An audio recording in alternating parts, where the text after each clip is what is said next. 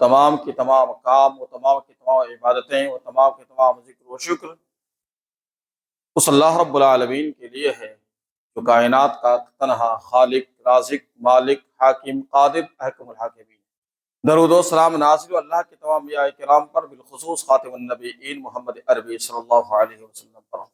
اللہم صلی علی محمد وعلی آل محمد کما صلیت علی ابراہیم وعلی آل ابراہیم انک حمید مجید۔ اللہم بارک علی محمد وعلی آل محمد وبارک علی ابراہیم وعلی آل ابراہیم انک حمید مجید۔ محترم معزز حاضرین سامعین، قرآن مجید سورہ انعام کی میں نے آپ کے سامنے 3 آیتیں پڑھی ہیں، اور کوشش یہ کروں گا کہ ان 3 آیات میں اللہ رب العالمین نے آپ کو جو حکم دیا ہے عمل کے اعتبار سے، ان کو مختصر انداز میں رکھ دیا جائے، کیونکہ ہم دنیا میں دیکھتے ہیں کہ مسلمانوں کا ذہن دنیاوی اعتبار سے الگ ہو چکا ہے، اور دینی اعتبار سے بھی ذہن بالکل بدلتا جا رہا ہے۔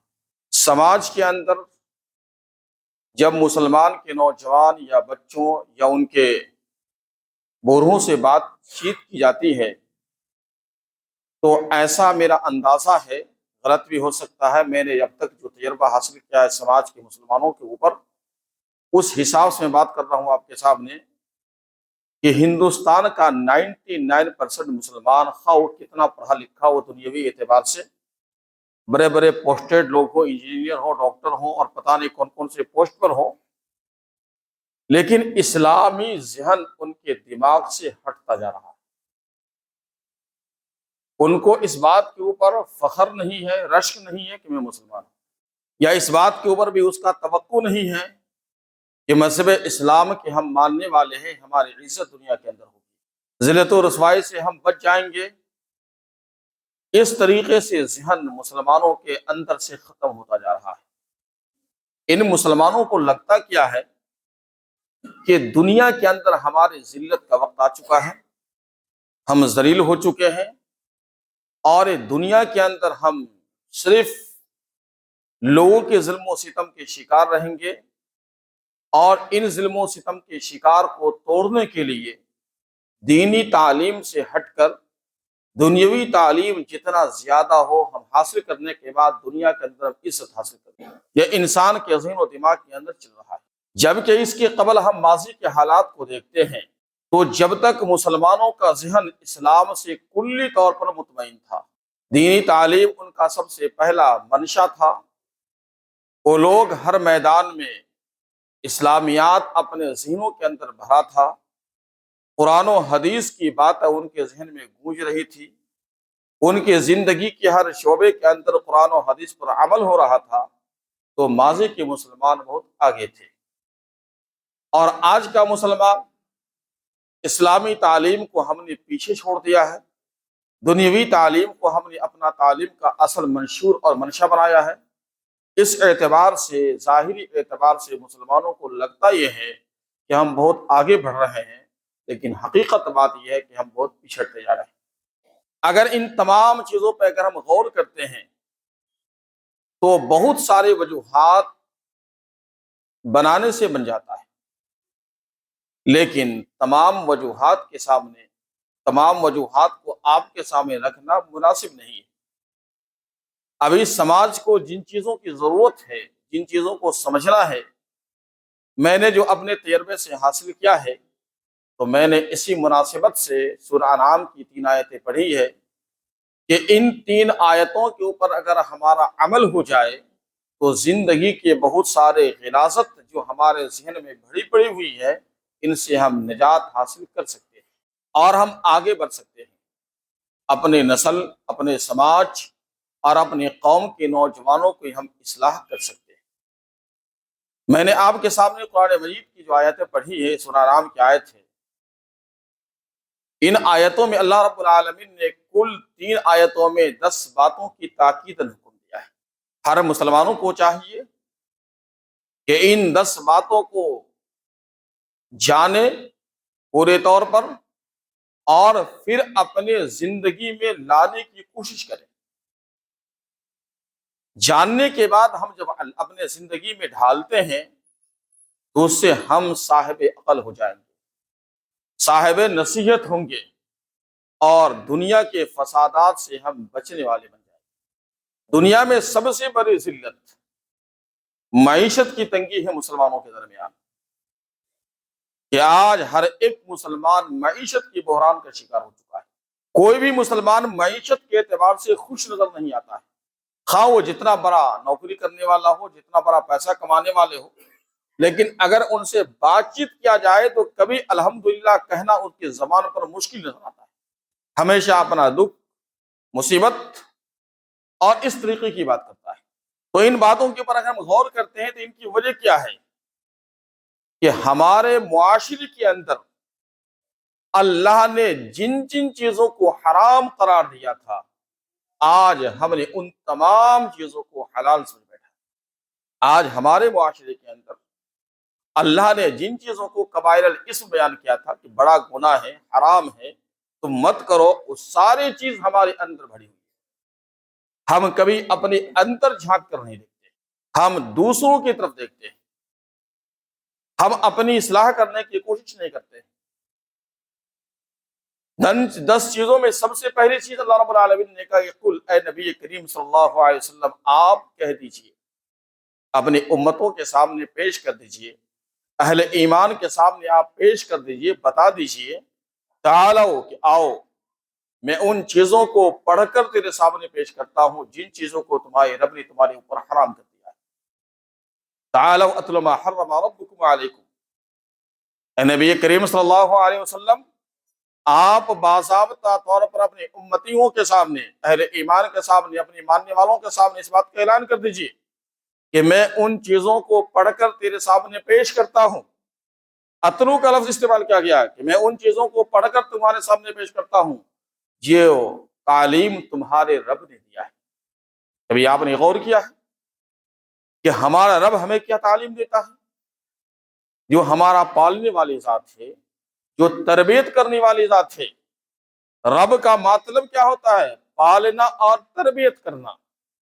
رب کے معنی صرف یہ نہیں ہے جو مسلمانوں کے ذہن میں چل رہا ہے کہ رب کا مطلب ہے پال۔ رب مینس وہ پالتا بھی ہے اور ہماری تربیت بھی کرتا ہے۔ اس رب نے ہمارے اوپر ان چیزوں کو حرام قرار دیا ہے۔ سب سے پہلی چیز لا تشرکوا بہ شیئا، کہ اللہ کی عبادتوں کو چھوڑ کر دوسروں کی عبادت نہ کرو۔ اللہ کو سجدہ کو چھوڑ کر دوسروں کے لیے سجدہ مت کرو۔ اللہ کو خوش کرنے کے بجائے دوسرے انسان کو خوش کرنے کی ضرورت نہیں ہے۔ اللہ کا ذکر و شکر کو چھوڑ کر دنیاوی انسان کے بڑے بڑے مراتب والے کا شکر اور احسان کرنے کی ضرورت نہیں ہے۔ تم اپنے رب حقیقی کو پہچانو اور اس رب کے لیے تم کتنا ذکر کرتے ہو، کتنا شکر کرتے ہو، اس رب کے لیے تم کتنا دعا پڑھتے ہو، اس رب کا کتنا تم احسان مانتے ہو، ذرا صبح سے شام تک اپنی زندگی پر غور کرو۔ آج جمعہ کا دن ہے، اگر آج ہی کی تاریخ میں اگر مسلمان صرف اتنا ہی غور کر لے، اتنا ہی غور کر لے کہ ہم نے صبح سے لے کر کے جمعہ کے دن مسجد میں آنے تک اپنے رب کی کن کن باتوں کو ہم نے تسلیم کر لیا ہے، اپنے نبی اکرم صلی اللہ علیہ وسلم کی کن کن سنتوں کو ہم نے اپنایا ہے، ہم جب غور کریں گے تو معلوم یہ ہوگا کہ ہم 50 نہیں 100 سنت کو چھوڑ کر اب تک آ چکے ہیں۔ آج ہم نے جو صبح میں اٹھا ہے فجر کی نماز پڑھنے سے قبل یا بعض لوگ فجر کی نماز پڑھنے کے بعد، اگر انسان غور کرے تو اب تک کم از کم لوگ 100 سنتوں کو چھوڑ چکے ہوں گے۔ ان کے ذہن و دماغ میں یہ بات آتا بھی نہیں کہ سنت کیا تھی۔ آج دیکھیے کیا ہے، جمعہ کے دن لوگ آتے ہیں، ہر مسلمان جانتا ہے اس بات کو کہ جمعہ کے دن خوشبو لگانا سنت ہے، ہر ایک مسلمان جانتا ہے، لیکن عملی اعتبار سے آپ دیکھیں گے تو 5% لوگ اس سنت پر عمل کرتے ہیں، 95% جان بوجھ کر اس سنت کو لاپرواہی کے طور پر چھوڑ دیتے ہیں۔ ان کو ذہن و دماغ میں اس سنت کی کوئی اہمیت باقی نہیں رہی۔ پریکٹیکل طور پر دیکھیے، اور جو سنت پر عمل نہیں ہونا چاہیے تھا ان پہ 95% لوگ جمعرات کے شام سے بھیڑ لگاتے ہیں۔ وہ چیز کیا ہے؟ داڑھی کٹوانے کے اوپر ہر مسلمانوں کے ذہن ہوتی ہے کہ جمعہ کا دن ہے، داڑھی چھاٹ کر کاٹ کر یہ کر کے وہ کر کے مسجد جانا۔ جن سنت کو لازم پکڑنا چاہیے، جن گناہ اور معصیت سے بچنا چاہیے، ان کی ذرہ برابر فکر نہیں ہے، اور جو سنت پر ثواب ملتا اس کی ہمارے پاس دھجی اڑانے کی فکر بیٹھا ہوا ہے۔ تو اس طریقے سے آپ غور کریں گے، لا تشرکوا بہ شیئا، کیا اللہ کی عبادتوں کو چھوڑ کر ہم غیروں کی عبادت زندگی بھر کرتے ہیں۔ نتیجہ کیا ہوگا؟ قرآن مجید کی سورہ نور کی آیتوں پر ہم جب غور کرتے ہیں تو معلوم یہ ہوتا ہے کہ اس وقت تک زمین پر ہم امن و سلامتی کے ساتھ رہ نہیں سکتے، بس نہیں سکتے، جب تک ہم اللہ کی عبادت کو حقیقی طور پر کرنے والا نہ بن جائیں۔ آج دنیا سے مسلمان اپنے گھروں سے، اپنے محلے سے، اپنے بستیوں سے، اپنے شہر سے صرف ایک شرک کا دروازہ کو بند کر دے، مسلمانوں کی عزت لوٹ جائے گی۔ جب تک مسلمانوں کے سماج کے گھر کے اندر، معاشرے کے اندر، گھر بستیوں کے اندر یہ شرک کا دروازہ رہے گا، اس وقت تک مسلمان کبھی عزت حاصل نہیں کر سکتا ہے اور سکون کے ساتھ یہ زمین پر بس نہیں سکتا ہے۔ ان کے اجاڑنے کی بات ہمیشہ ہوتی رہے گی۔ اللہ رب العالمین نے اس لیے کہا کہ تمہارے اوپر اللہ رب العالمین نے ان چیزوں کو حرام کر دیا ہے۔ دوسری بات اللہ رب العالمین نے بیان فرمایا کہ بالوالدین احسانا، ماں باپ کی نافرمانی بھی مسلمانوں پر حرام ہے۔ آج 80% لوگ، پڑھے لکھے نوجوان، ماں باپ کی نافرمانی واضح طور پر اب کھلم کھلا کرتے ہیں، اور ان نوجوانوں کو ذرہ برابر احساس بھی نہیں ہے، اس بات کا فکر بھی نہیں ہے کہ ہم ماں باپ کی نافرمانی کرتے ہیں تو اس کی سزا ہمیں کیا ملے گی۔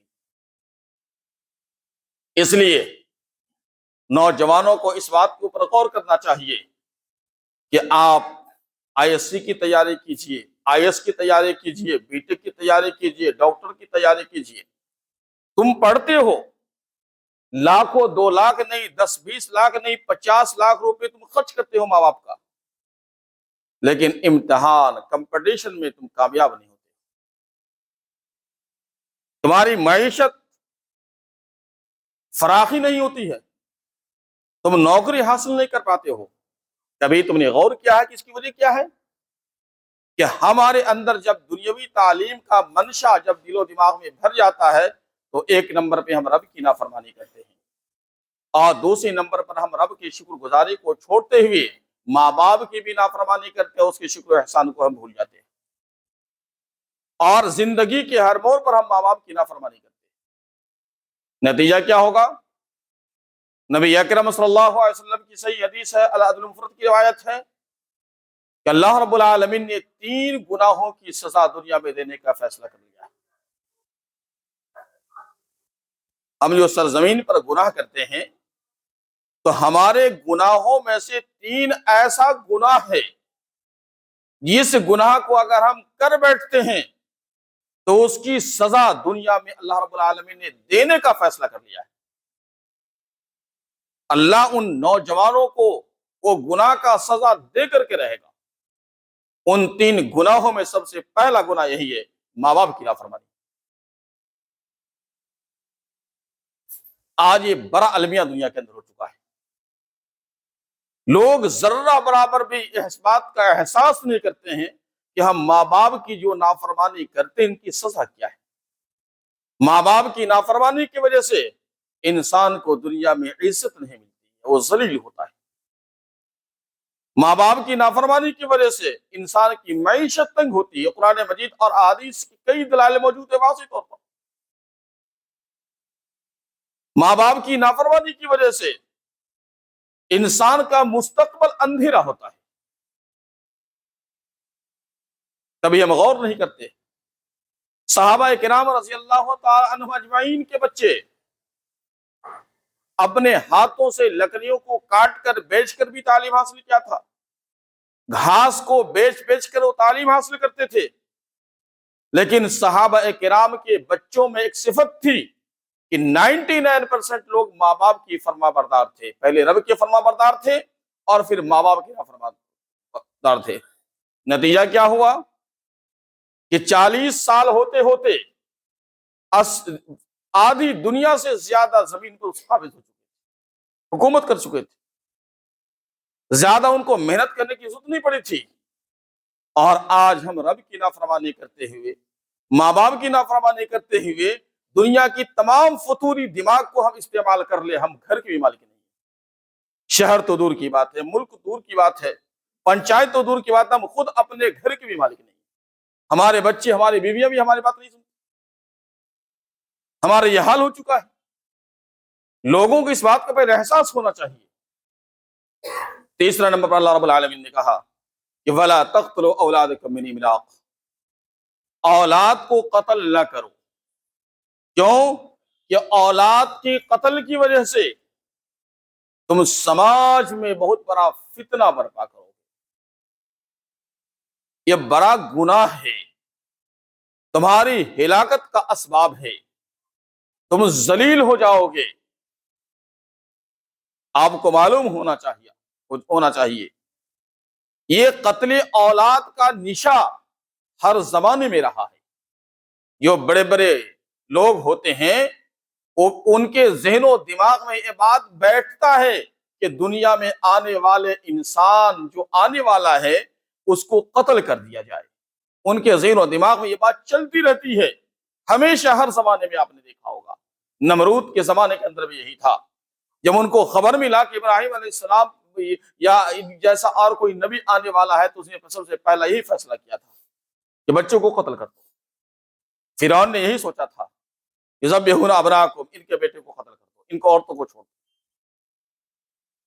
یہ انسانی وجود کے سلسلے پہ اگر ہم تاریخ ایسے سے غور کریں گے تو بڑے بڑے لوگوں کے ذہن میں ہمیشہ یہ بات رہتا ہے کہ ہم مسلمان کے یا ہماری سلطنت یا ہماری حکومتیں ہماری بقا کی جو خلاف نسل پیدا ہوگی ان کو کوچ دو۔ آج دنیا میں یہی ہو رہا ہے، اور انہی کے ان نشاؤں کے اندر ہم پلتے ہوئے تحریک میں شامل ہو کر کے ہم لوگ کیا کرتے ہیں، اولاد کو قتل کرنے کے بہت سارے موازنے اور بہت سارے طریقہ کار ہمارے دماغ میں آیا۔ آج اکثر لوگ کیا ہے، وقت پہ شادی نہیں کرتے، 40 سال 45 سال 50 سال تک یوں ہی شہر میں رہتے ہیں، نہ بیٹا کا شادی کرتا باپ، نہ بیٹی کی شادی کرتا ہے۔ آپ نے کبھی غور کیا ہے کہ آپ چاہتے کیا ہیں؟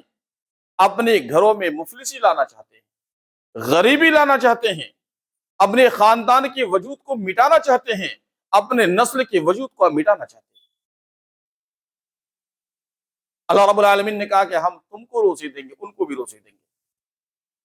یہ اولاد کی پیدائش کا سلسلہ، اولاد کی پیدائش کی فکر، اولاد پیدا ہو، اور جب مسلمان کے مرد و عورتوں میں دونوں کے ذہن و دماغ کے اندر یہ بات آیا تھا کہ اللہ نے جتنا دیا ہے اس اولاد کو ہم پیدا کریں گے، تو نتیجہ کیا ہوا کہ آدھی دنیا سے زیادہ وہ لوگ مالک بن چکے تھے۔ صحابہ کرام رضی اللہ تعالی اجمعین کی ذہن جب پاک و صاف ہو گئی، جب اس نے زندہ درگور بچیوں کو دفن کرنا چھوڑ دیا اور اولاد کی محبت جب پیدا ہوئی، اس نے اولادوں کو پیدا کرنا شروع کر دیا۔ سب کو تعلیم دیتے تھے، سب کو کھلاتے تھے، پلاتے تھے، سب کی تربیت ہوتی تھی، سب کو تعلیم سے نوازتا بھی تھا، اور ان کے باوجود مدینہ نہیں، مکہ نہیں، آدھی دنیا کے مالک بن چکے۔ اور آج ہم نے کیا کیا؟ ہم کہاں پہنچ چکے ہیں؟ اس کی وجہ کیا ہے کہ اللہ رب العالمین جن کے ذریعے ہمیں فضل دیتا، جن اسباب کے ذریعے روزی عطا کرتا، اس کو ہم اپنے ہاتھوں سے کماتے، ہم لانا نہیں چاہتے۔ ہمارا ذہن گندا ہو چکا ہے۔ چوتھی چیز اللہ رب العالمین نے کہا کہ وَلَا تَقْرَبُوا الْفَاحِشَةَ مَا ظَهَرَ مِنْهَا وَبَطَنَ، کہ بے حیائی کے قریب نہ جاؤ، جو ظاہری طور پر ہو یا چھپا کر کے ہو۔ آج مسلمانوں کے نوجوان بے حیائی کے قریب جانے کو اللہ رب العالمین نے منع کر دیا تھا، لیکن آج اپنے ہاتھوں سے ہم بے حیائی کے تمام راستے ہموار کرتے ہیں۔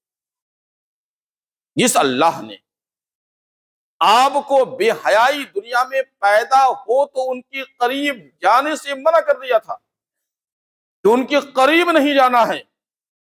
آج ہم بے حیائی کے قریب کیا، بے حیائی خود پیدا کرتے ہیں۔ قریب جانا تو دور کی بات ہے، بے حیائی ہم پیدا کرتے ہیں۔ پورے ہندوستان کے اندر ہم دیکھیں گے کہ آج جو ننگا لباس کے بنانے کا تصور ہے، جس لباس کے پہننے کے بعد بھی مرد و عورت ننگا ہی نظر آئے، اس لباس کے سب سے زیادہ کاریگر، سب سے زیادہ اس لباس پر محنت کرنے والے مسلمان ہی نظر آتے ہیں۔ فینسی ڈیزائنر یہ سب مسلمانوں کے ہاتھ میں، یہ یہودیوں کے مزدوریوں پر پلتے ضرور ہیں، کمپنی اسی کی ہوتی ہے۔ جس رب نے ہمیں یہ کہا تھا کہ اسے قریب نہ جاؤ، اس کی قربت سے دور بھاگنا چاہیے تھا۔ صحابہ کرام رضی اللہ تعالی اجمعین بے حیائی کے قریب نہیں جاتے تھے جب تک ان کو معلوم نہیں تھا، دور جاہلیت میں تھے، اسلام قبول نہیں کیا تھا وہ لوگ، ان کی زندگی الگ تھی، لیکن اسلام قبول کرنے کے بعد منٹوں میں اس کے اندر اتنی تبدیلی ہوتی تھی کہ بے حیائی سے وہ دور بھاگتے تھے۔ آج دیکھیے کیا ہے، ایک موبائل کے فتنے میں اکثر لوگ برباد ہو چکے ہیں۔ کس قدر ہم بے حیائی ملوث ہیں، گنانا مشکل ہے۔ اگر ایک ایک کر کے بے حیائی کو گنایا جائے تو 2 گھنٹے وقت لگ جائیں گے۔ ایک دم واضح طور پر مسلمان کا نوجوان، مسلمان کا بوڑھا، مسلمان کا ادھیر، سارے کے سارے لوگ بے حیائی کے قریب جا چکے ہیں۔ ان کو سمجھ میں نہیں آتا، اور ان سے اگر پوچھا جائے تو کیا کریں گے مولوی صاحب، نظر ہی تو ہے، ذہن ہی تو ہے، ہو جاتا ہے غلطی۔ یہ کتنی شرم کی بات ہے، کتنا ہمارا ذہن گندا ہو چکا ہے کہ اپنے آپ کو کرتے بھی ہیں اور پھر کہتے ہو جاتا ہے۔ ڈر نہیں پیدا ہوتا، اللہ کا خوف نہیں پیدا ہوتا ہے۔ نتیجہ کیا ہوتا ہے کہ آج ہمارے اندر سوچنے کا جو مادہ ہونا چاہیے تھا، عقل و فہم، فراست، شعور ختم ہو چکا ہے۔ 5ویں چیز اللہ رب العالمین نے کہا کہ وَلَا تَقْتُلُوا النَّفْسَ الَّتِي حَرَّمَ اللَّهُ إِلَّا بِالْحَقِّ۔ مسلمانوں کے ذہن میں فساد، قتل، غارت، مارنا توڑنا، اس طرح کی تحریک نہیں ہونا چاہیے۔ مسلمانوں کے ذہن کے اندر امن کی تحریک ہونا چاہیے، سلامتی کی تحریک ہونا چاہیے۔ ہم مسلمان قتل کی تعلیم نہیں دے سکتے ہیں، قتل کو امن کے اندر بدلیں گے، فساد کو امن کے اندر ہم بدلنے والے لوگ ہیں۔ آج مسلمانوں کا نوجوان دیکھیے کیا ہے، ذہن کے اندر کتنا کتنا گندا گندا چیز بھرا ہوا ہے قتل کی تعلق سے۔ اللہ رب العالمین نے کہا کہ مسلمانوں کے لیے قتل بھی حرام ہے، ہم قتل نہیں کر سکتے ہیں۔ اسلام کے اندر قتل 3 ہی چیزوں پہ جائز ہے، اور وہ حکومت مسلمانوں کے حاکم کے لیے، ہمارے آپ کے لیے نہیں، انڈیویجول لوگوں کے لیے نہیں ہے۔ ہم اس کام کو انجام نہیں دے سکتے ہیں۔ اللہ رب العالمین ان 5 چیز کے بیان کرنے کے بعد اللہ نے حکم کیا بیان فرمایا ہے، ذرا ان باتوں پہ غور کیجیے۔ اللہ نے کہا کہ آپ کو ذالکم وصاکم بہ، یہ تمہیں تاکید کی جا رہی ہے۔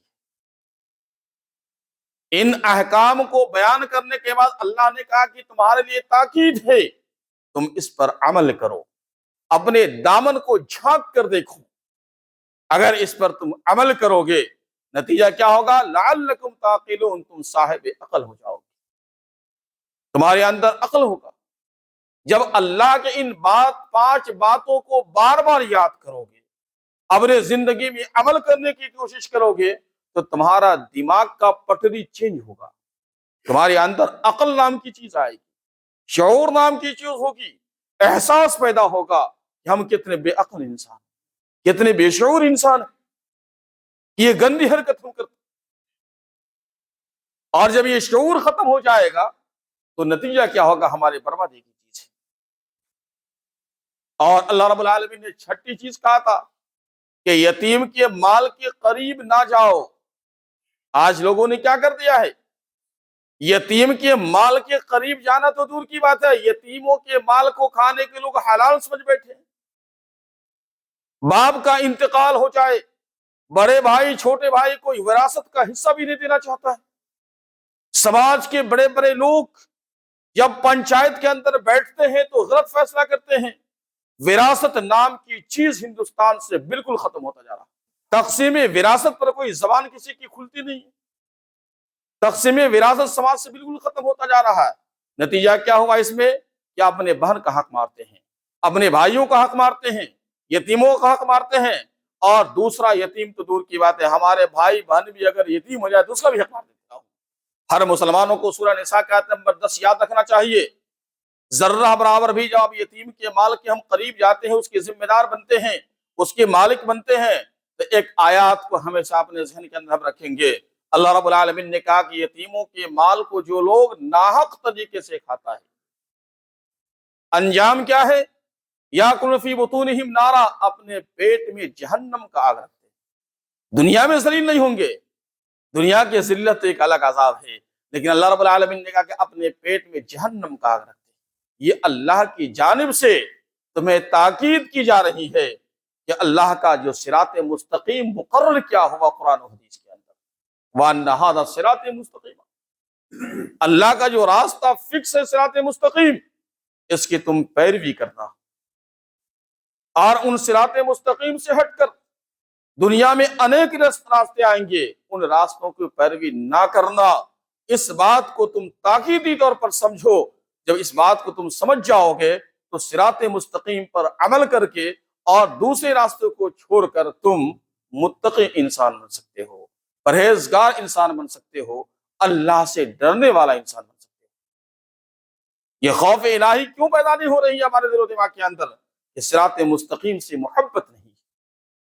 صراط مستقیم سے جس دن مسلمانوں کی محبت ہو جائے گی، وہ مسلمان کا دل اللہ سے ڈرنے والا بن جائے گا۔ اے اللہ، جو لوگ بیمار ہیں اللہ اس کو شفاء کلی عطا فرما دے۔ اے اللہ، جن کے جو جائز مقاصد ہیں، اے اللہ ان کے ہر جائز مقاصد کے اندر کامیابی عطا فرما۔ اے اللہ، ہمارے محلے اور مسلمانوں کو دل و دماغ کے اندر توحید کی محبت پیدا فرما دے۔ اے اللہ، اس محلے سے شرک و بدعات کو ختم فرما دے۔ اے اللہ، اس کے شرک و بدعات کے چھوٹا شرک ہو یا بڑا شرک ہو، اے اللہ اسے ہمیں اپنے محلے سے خاتمہ کی توفیق عطا فرما دے۔ ربنا آتنا فی الدنیا حسنۃ وفی الآخرۃ حسنۃ وقنا عذاب النار۔ ربنا تقبل منا انک انت السمیع العلیم والحمد للہ رب العالمین۔